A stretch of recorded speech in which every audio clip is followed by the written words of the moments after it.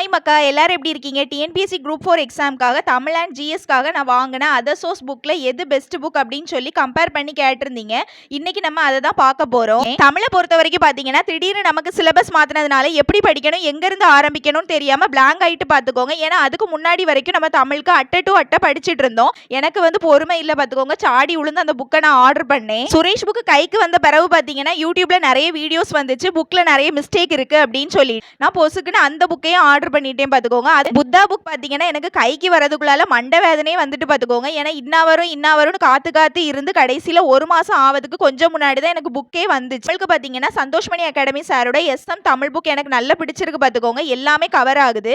நான் பார்த்தீங்கன்னா previous year question புக்கும் அவங்க கிட்ட வாங்கியிருந்தேன். அதுவுமே சூப்பராக இருக்குது தமிழுக்கு. அதே மாதிரி பார்த்தீங்கன்னா புக்கும் எனக்கு வித்தின் 2 டேஸில் ரிசீவ் ஆகிட்டு, அதனால பதட்டமும் வேண்டாம், எப்போ வரும்னு சொல்லிட்டு. ஜிஎஸ்க்கு நான் என்ன புக் ஃபாலோ பண்ணுறேன்னு எல்லாருக்குமே தெரியும். விவிடிஎன்பிஎஸ்சி அகாடமி சாரோட புக் தான் ஃபாலோ பண்ணிட்டு இருக்கேன். அது பார்த்தீங்கன்னா லைன் பை லைன் கொஸ்டின்ஸ்.